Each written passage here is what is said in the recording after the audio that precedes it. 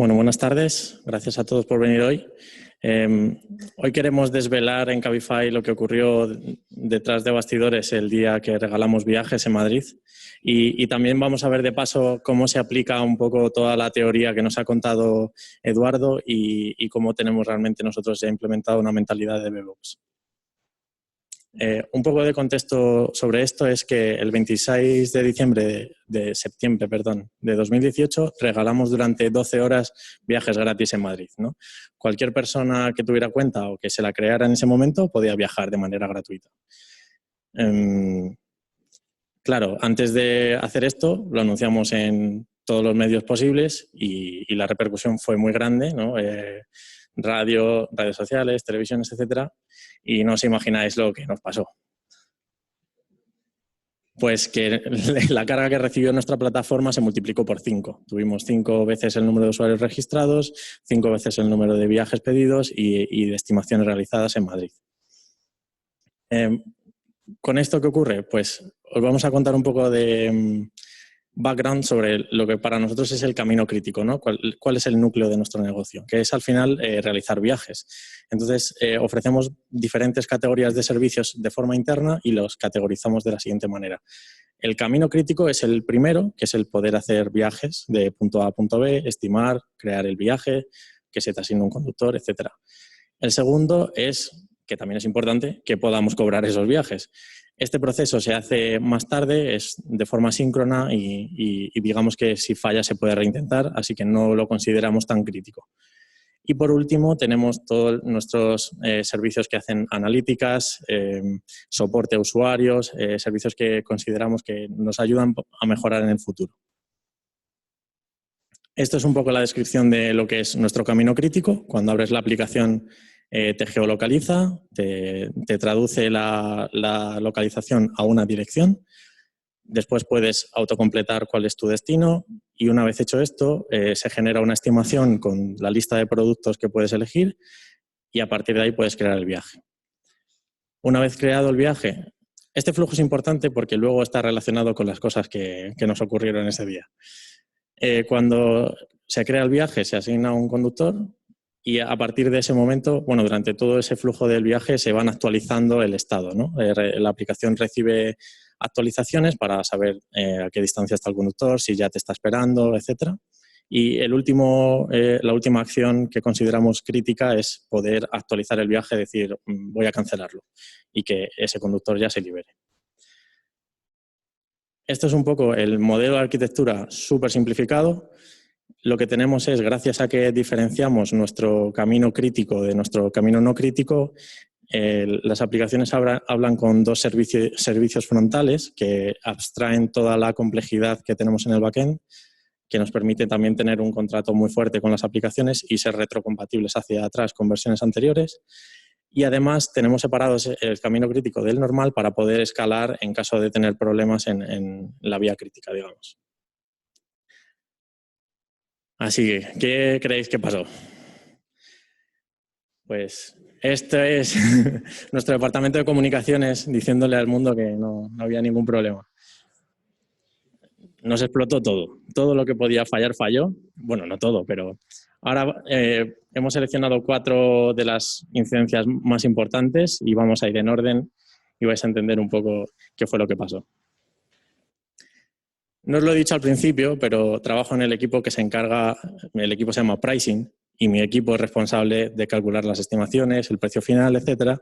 Y yo estaba de guardia este día, muy relacionado con la cultura de DevOps. Así que cuando esto explotó, que además explotó a las 10 menos cuarto, 15 minutos antes de que ni siquiera estuviéramos regalando viajes gratis, porque la gente ya estaba intentando ver si eran gratis o no. Entonces, 15 minutos antes, yo pensaba que iban a darnos un poco de margen, pero no. Lo que vimos en nuestras gráficas, voy a poner muchas gráficas, ¿vale? Para que veáis lo que nosotros vimos en ese momento. De repente, el 80% de peticiones que llegaban al servicio devolvían error 500, nuestro estimador, los tiempos de respuesta se multiplicaron por 30, bueno, más, y la memoria se puso en las nubes y no entendíamos qué estaba pasando, ¿no? No teníamos la imagen completa de qué ocurría, pero en ese momento decidimos actuar de 2 maneras. una parte del equipo, que eran los desarrolladores, intentaron investigar qué problema había en la memoria, por qué se estaba aumentando tanto, y el equipo de sistemas dijo, vamos a escalar esto como sea, vamos a intentar meter máquinas ahí. ¿Qué pasó cuando intentamos escalar? Que nos dimos cuenta que no teníamos recursos suficientes en la plataforma. Y dijimos, bueno, pues no pasa nada, metemos más máquinas. Pues resulta que nuestro proceso de meter máquinas en la plataforma dura 1 hora. Y no lo teníamos previsto. Teníamos métricas, sabíamos cuando miramos que estábamos en el límite, pero no teníamos alertas. Entonces no sabíamos que ya deberíamos haber estado metiendo máquinas. Conclusión, tuvimos que ir por una tercera vía, que por suerte teníamos implementada de semanas anteriores, que ya habíamos tenido problemas, y lo que hacía era simplemente puentear ese servicio en la estimación, devolvía una estimación fija, falsa, de cartón, que decía, sí, puedes pedir un coche y no sabemos cuánto te va a costar, y luego hablaremos un poco más de eso. Pero realmente fue lo que nos salvó esta vez, y dijimos, vale, ya está, hemos solucionado, habéis visto aquí que la gráfica bajó, estábamos tranquilos. Pues, ¿os hacéis una idea de lo que pasa cuando un montón de personas están probando a estimar y no lo consiguen y de repente pueden y piden todos un viaje a la vez? La pista es buena. Pues lo siguiente que se nos rompió fue que no podíamos crear viajes. Tenemos una base de datos de viajes en caliente, digamos, los que están activos, y luego cuando terminan pasan a otra base de datos. Y esa base de datos la habíamos cambiado recientemente y no la habíamos testeado con carga todo lo que hubiéramos debido, ¿no? Entonces la saturamos el número de conexiones, la CPU se fue al 100%. Lo bueno de este caso fue que lo detectamos muy rápido, porque esto sí que lo teníamos como muy centrado cuál era el problema, y pudimos cambiar en nuestro proveedor de base de datos de uno a otro, nos lo escaló súper rápido y no tuvimos ningún problema. Era MySQL en Google Cloud. El problema de esto, tampoco teníamos alertas. No nos enteramos de cuando ya estábamos en el límite. Las alertas son súper importantes. Fueron una de las cosas clave que aprendimos, que luego lo repetiré, es que las alertas son la vida. Bueno, me he adelantado. ¿Qué pasa cuando se crean todos los viajes a la vez? Pues que hay que asignarles un conductor. Y no fuimos capaces. Estamos siempre iterando, ¿no? Siempre haciendo cambios y desplegando a producción continuamente, y recientemente habíamos cambiado nuestro algoritmo de matcher, el que asigna viajes y conductores disponibles. Lo que vimos fue esto. La primera gráfica es el número de viajes activos y de conductores disponibles. Este nuevo algoritmo, el anterior era de orden n cuadrado y el nuevo era de orden n cubo. Y esto es la típica pregunta chorra que te hacen en las entrevistas, que dices, joder, ¿por qué me pregunta cuál es la complejidad del algoritmo? Pues a veces es súper importante cuando tienes una carga muy grande. Lo bueno que pudimos hacer, bueno, este es el problema, que cuando llegamos a ese límite de no fuimos capaces, llegábamos a timeout, de hecho se ven en la gráfica de abajo, llegaba a 60 segundos, a 1 minuto, y ya el matcher paraba y no era capaz de resolver las asignaciones. Lo bueno de esto es que teníamos el plan B, teníamos el matcher antiguo, porque estábamos haciendo pruebas continuamente de A/B testing, de vamos a activarlo durante un tiempo en esta región a ver cómo funciona. La solución fue tan sencilla como vamos a cambiar el matcher en Madrid, ponemos el que tenemos antes, que es un poco menos óptimo, pero funciona mejor cuando tiene más volumen. Una de las medidas correctivas que hicimos aquí fue que eso se activara de forma automática, que no tuviéramos que hacerlo, sino que fuéramos capaces de cambiar de uno a otro. Luego, incluso mejoramos el actual, de tal forma que ahora mismo, creo que hace meses ya, que nunca hacemos fallback al anterior. Ya el nuevo optimizado funciona mucho mejor. Vale, y por último, el último fallo que tuvimos, cuando ya pensábamos que no podía fallar más, esto ya es por la tarde. O sea, llevábamos ya horas arreglando cosas. Y ya estábamos como tranquilos. Las aplicaciones empezaron a fallar y no devolvían, no se actualizaba el estado. Lo que vimos aquí fue, y nos costó mucho también porque estábamos ya muy cansados, era que nuestros frontales de las aplicaciones estaban devolviendo muchos errores, pero no veíamos claramente en qué endpoint era y qué estaba pasando. Tardamos bastante tiempo en investigar y darnos cuenta de que el problema venía en que estábamos saturando uno de los servicios. Qué casualidad que el servicio que estábamos saturando era el de las estimaciones. Y ahí me tocó otra vez. Entonces, al investigar un poco más en las gráficas nos dimos cuenta que estábamos recibiendo el mismo número de peticiones 200 que 400 y era muy raro porque no teníamos tanto volumen como para tener tantas peticiones 400. El problema venía porque cada vez que actualizábamos el estado estábamos preguntando por el precio del viaje y el precio del viaje no se setea hasta el final. Pero, sin embargo, nosotros nos encargábamos todo el rato de cada vez el frontend, digamos, el front de la aplicación, lo comprobaba por si acaso. ¿Está el precio? Ah, no, bueno. Pero en realidad solo hacía falta hacerlo al final, comprobando cuál era el estado en el que se encontraba el viaje y entonces hacer la petición o no hacerla. Conclusión de lo que aprendimos de esto, este tipo de cosas se nos pasó en el code review, nadie lo dio como que fuera un problema, pasaron los tests, todo iba bien. Pero en Cabify en concreto tenemos varios equipos y cada equipo es dueño de sus servicios y es un poco, tú lo construyes, tú lo ejecutas, pero también tienes que ser consciente y ser un buen vecino en tu plataforma y no machacar al resto de servicios, sino saber cuándo necesitas información de ellos y accederla solo cuando la necesitas. Así que tened cuidado con eso, que las peticiones no son gratis. Bueno, no todo fue mal. Hubo cosas que fueron bien también. Vamos a verlas. No fue la primera vez que nos caímos, nos hemos caído muchas veces y cada vez lo hacemos mejor y mejoramos mucho nuestros tiempos de recovery. Lo veremos luego al final. Y lo que teníamos ya muy claro era la metodología que seguíamos cuando empieza un incidente, ¿no? Cómo operar, cómo resolvemos esto de la forma más sencilla posible. Y una de las cosas que me ha gustado mucho de la charla de Edu es que hablaba de blameless IRs y es no echar culpas en ese momento. No es momento de echar culpas, es momento de ir todos a una y resolver el problema. Ver qué está pasando. Entonces, este es nuestro flujo de cómo empiezan las incidencias. Típicamente empieza con una alerta. Y con una alerta automática, ¿no? La persona que esté de guardia, las personas que son responsables de servicios de Critical Path están de guardia y rotaciones, se conectan y entonces escriben en el canal de Dev Emergencies. Es un canal que solo utilizamos en caso de emergencia. Nadie escribe ahí si no estamos en el barro total. Entonces sabemos que cuando alguien escribe ahí es que hay que estar pendiente, ¿no? Y a partir de ahí lanzamos 3 cosas en paralelo. Anunciamos de forma interna al negocio y al resto de la empresa que sabemos que hay un problema, que estamos trabajando en ello. Por otro lado, abrimos una llamada de Zoom para coordinarnos en tiempo real. Y en tercero, alguien se encarga de tomar notas y tener un registro continuo de qué está pasando. Tenemos un log. Hemos mirado aquí, esto parece normal, hemos aumentado el número de nodos, etcétera, etcétera, etcétera. Esto va iterando, vamos haciendo updates en el canal interno y cuando arreglamos el problema, lo notificamos, damos por cerrada la incidencia.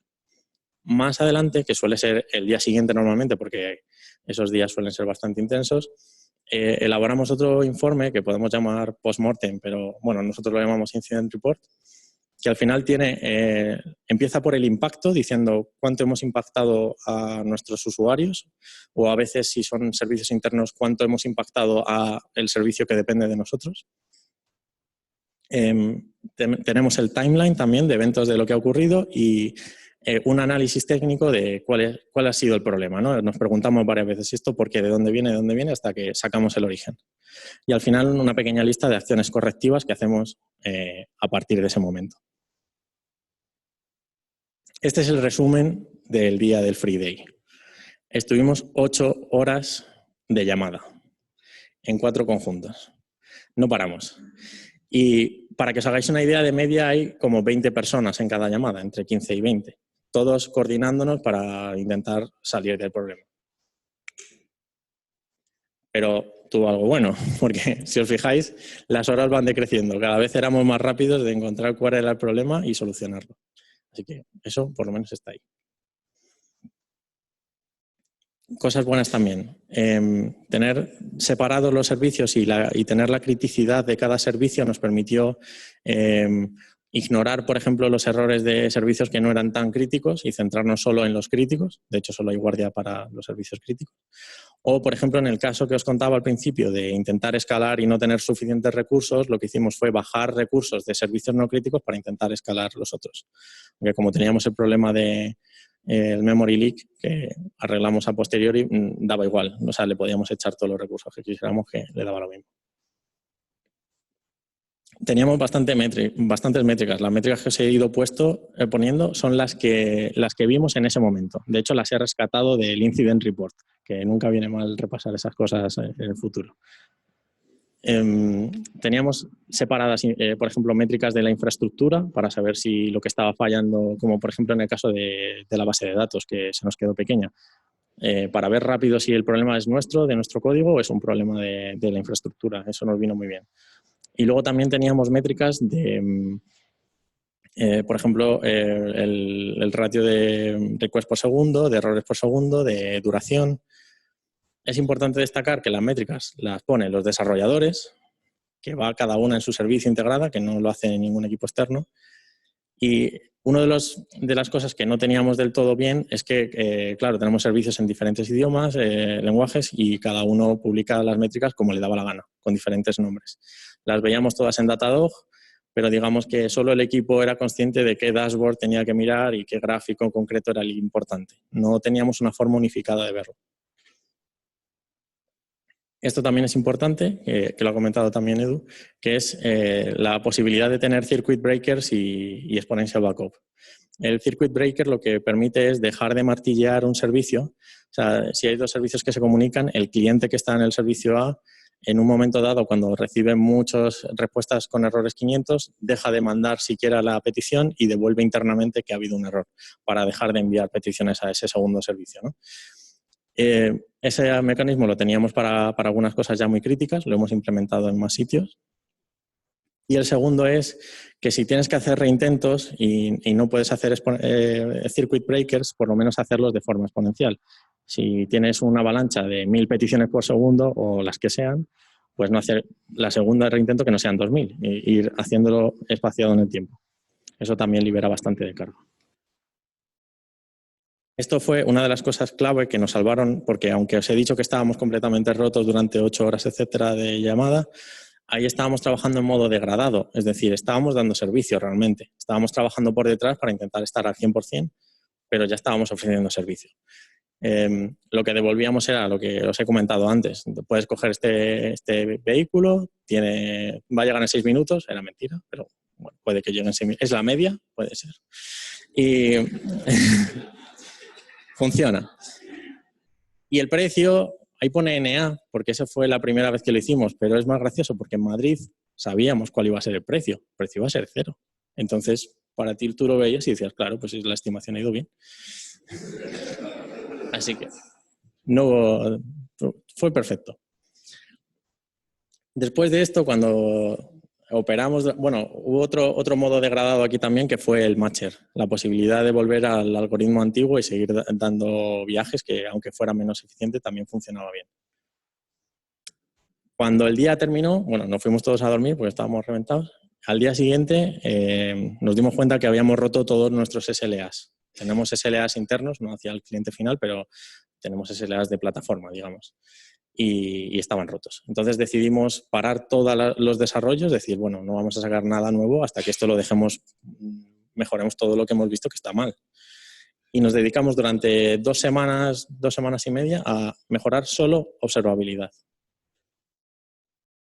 El problema que os había comentado antes, tener diferentes dashboards, tener que saber que una persona te diga, no, mira este otro porque el otro está desactualizado, esa métrica ya no la mandamos. Eso no vale. Tenemos que hacer que todos los servicios, sean del lenguaje que sean, manden las mismas métricas con los mismos nombres y que sea una forma, o sea, que podamos verlo en un dashboard de forma rápida, todos los servicios. Y lo segundo, que también tuvimos muchos problemas, fue que no sabíamos quién nos estaba haciendo las peticiones. Veíamos que había un aumento de peticiones brutal, pero no sabíamos qué servicio nos estaba llamando, ni a qué endpoint. Entonces, para solucionar esto, introdujimos una cabecera en todas las peticiones, diciendo, oye, soy el servicio X y te estoy haciendo una petición. ¿Algún equipo ha sido tan extremo como de prohibir todas las peticiones que no tengan esta cabecera? No lo recomiendo porque la gente a veces tarda un poco en migrarse, pero bueno. Una vez hecho, fuimos capaces de tener una idea muy clara de quién estaba llamando a quién, ¿no? Y ahora os voy a enseñar capturas de cómo funciona qué pinta tiene nuestra observabilidad ahora. que por cierto no es por decir nombres, pero usamos Prometheus y Grafana, casualmente. Sí, Grafana. Eso es. Golden Metrics. Las métricas estas clave, que en realidad solo son 3. Es el número de peticiones por segundo, el número de errores por segundo y la duración y la latencia de esas peticiones, ¿no? Esas son las que nosotros consideramos golden, como estas son las clave y todos tienen que llamarlas igual. Nos aprovechamos un poco de Prometheus, que te permite renombrar métricas y agruparlas y de tal forma que si hay un servicio que todavía no la llama como tú quieres, pues bueno, la traduces a la métrica general y listo, funciona. Y luego un segundo nivel en el que ya tenemos más información de cada servicio que nos dice, por ejemplo, las peticiones salientes y las entrantes, a qué servicios van, a qué endpoints, de tal forma que si solo aumenta uno es muy fácil detectarlo. Este es un dashboard de Grafana en el que tenemos el SLA de 2 servicios, auth y driver. Podéis ver en el primero las peticiones por segundo, en el segundo el ratio de errores y luego tenemos el uptime del día y de la semana. Lo bueno de Grafana, que es, o sea, hay como 2 superpoderes que utilizamos mucho. El primero era el de renombrar métricas, que nos vino muy bien para que todos habláramos el mismo idioma, ¿no? La misma observabilidad. Y el segundo es el tener plantillas. Grafana te permite definir un único dashboard, digamos, bueno, no sé cómo lo llama internamente, pero luego eso se puede replicar para todos los servicios que utilicen las mismas métricas. Entonces, haces el trabajo una vez y lo tienes para siempre. Estas son nuestras Golden Metrics, por ejemplo, que también van por servicio. Si os fijáis, la primera línea también es auth y la segunda es driver. Tenemos ahí el balanceador también, las peticiones por segundo, porque también para detectar si el balanceador está teniendo problemas. Y un poco parecido a lo que teníamos antes, ¿no? El número de errores y la latencia. Vale.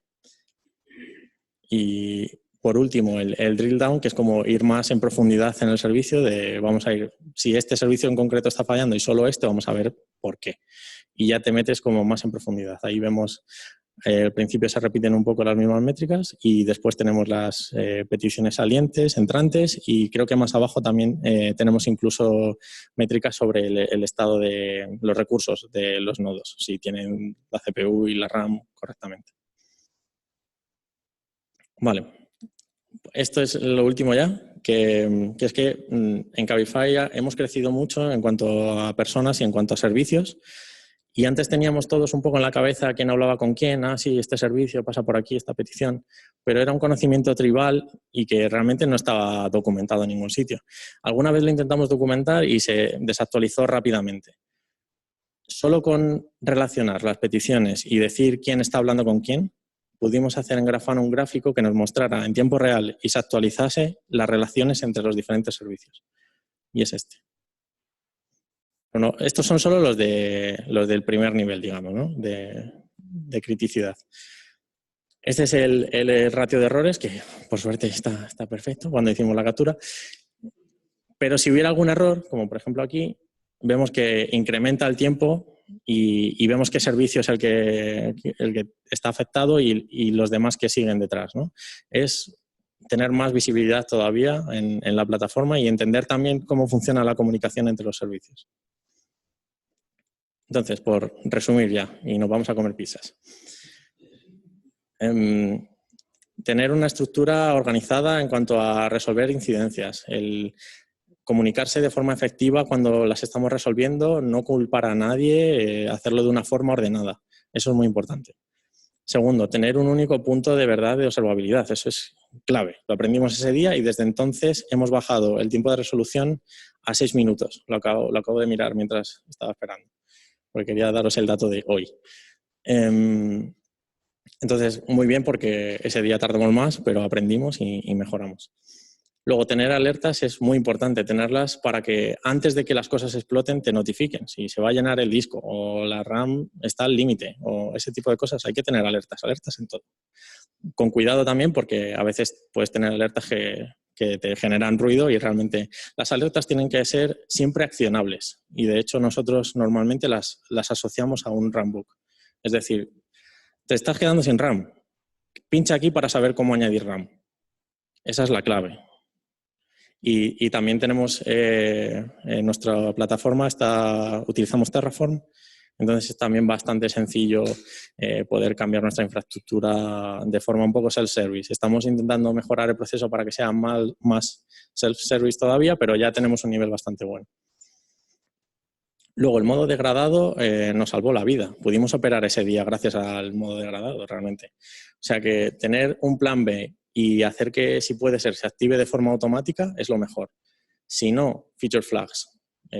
Siempre que vamos a hacer una funcionalidad nueva, pues lo que decía un poco Edu, la sacamos desactivada con un feature flag y cuando el negocio dice, oye, que vamos a salir este día, pues tú dices, perfecto, ese día la activo y probamos. Aunque, por supuesto, tenemos pruebas anteriores, ¿no? Entornos de prueba, etc. Y, por último, intentar ser buenos vecinos del ecosistema, de la plataforma, no martillar a otros servicios, intentar tener un poco controlado eso, ¿no? El flujo de información. Tener buenos timeouts, tener circuit breakers, exponerse al backups, ser majo con los demás, eso es importante. Y esto es todo lo que os quería contar hoy. ¿Alguna?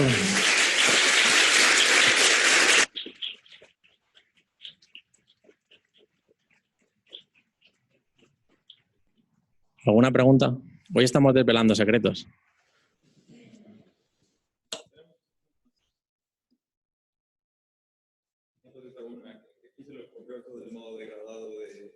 Oh. Bueno, se le ocurrió a nuestro CTO que está ahí llevando el micrófono. La realidad fue que la semana anterior tuvimos una caída muy gorda por el mismo servicio, por el mismo problema, y pensábamos que lo habíamos arreglado parcialmente, el problema de la memoria, pero no lo habíamos arreglado. Y en ese momento dijimos, vamos a tener un free day la semana que viene, vamos a poner el modo de... Bueno, lo dijo Sebas, pero nosotros llevaba razón y funcionó muy bien. Adelante. Bueno, muchas gracias por la charla, muy interesante. Quería saber si contabais con test, digamos, de estrés para vuestro sistema o si contáis ahora con test de estrés, digamos, peticiones masivas, vamos, lo que os pasó ese día. Muy buena pregunta. No y sí, como todo. La realidad es que ahora mismo no tenemos test de carga, o por lo menos no los tenemos de forma automática, los hacemos a veces para un servicio concreto, utilizamos alguna herramienta para estresarlo, pero no tenemos, digamos, un estrés de toda la plataforma.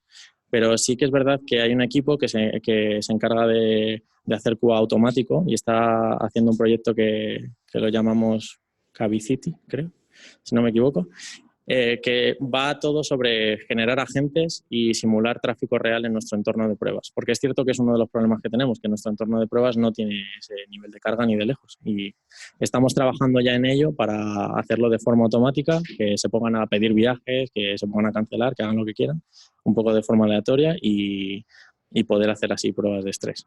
Así que está en proceso. ¿Más preguntas? Espera. Hola, esta en realidad es una pregunta para tu compañero, perdón que no me acuerdo del nombre, el que habló antes. Eduardo. Es para Eduardo. Decías que era bueno que los equipos tuviesen autoservicio, es decir, que los desarrolladores pues montaran sus propias plataformas de forma pues, lo más fácil posible. Yo veo un problema. Cuando levantas una máquina, hacen falta pues a lo mejor un tipo de conocimientos que no son exactamente los mismos que un desarrollador. Por ejemplo, pues el log de una base de datos, el tamaño de log de una base de datos. Mientras que a lo mejor pues, un desarrollo pues, tiene otro tipo de conocimientos, como pues, hacer los índices, hacer que las consultas vayan bien. No puede suponerse algún tipo de problema, porque, por ejemplo, el desarrollador pues, te lanza las cosas y para que le vaya más o menos bien, y resulta que luego se te llena el logo, pasa alguna cosa de estas. Le voy a ceder la palabra a Edu en un segundo, pero te voy a contar primero nuestra experiencia, porque nosotros ya estamos haciendo este tipo de cosas y cómo funcionamos es... hay una persona que es experta en base de datos, por ejemplo, y lo que nos provee es un flujo en el que nosotros podemos definir, queremos una base de datos MySQL y tenemos diferentes tipos, ¿no? Y él lo que nos pide por adelantado es hacer un pequeño análisis y saber cuántas peticiones va a tener, qué tipo de datos va a albergar, un pequeño análisis previo para que luego tú simplemente digas, vale, pues voy a pedir esta. Y la acción de pedirla y que se genere, que sea instantánea. Nosotros no nos preocupamos de cuánto tiempo va a tardar es simplemente le damos, se ejecuta el pipeline y sabemos que cuando termine la vamos a tener. Y en ese sentido, o sea, el análisis sigue ahí, es compartido hay una persona experta, pero digamos que tú eres capaz de desbloquearte a ti mismo. No tienes un bloqueo ahí.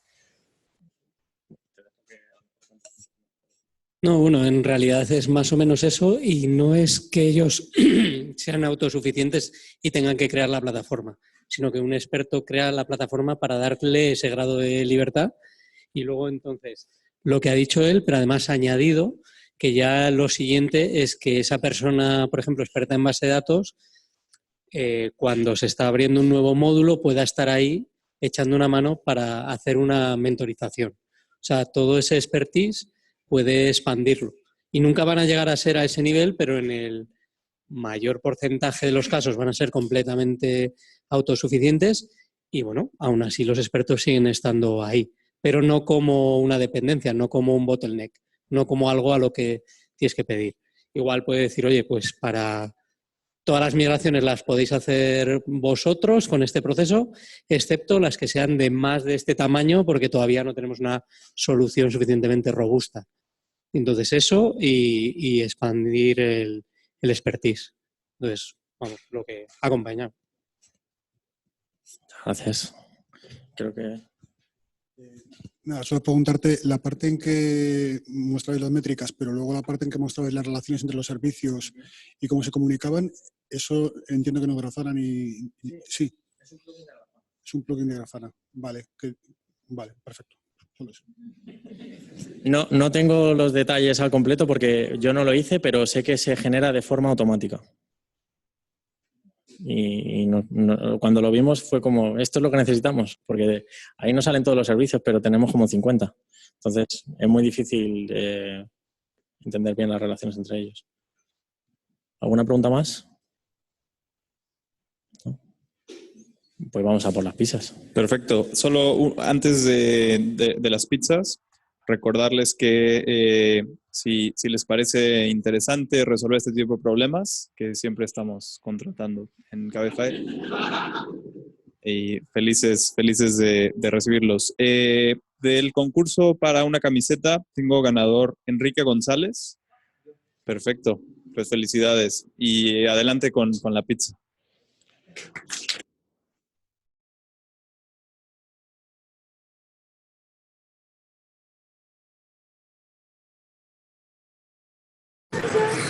Oye, lo hiciste muy bien. Lo ha hecho genial. Lo ha hecho genial. Está todo perfecto.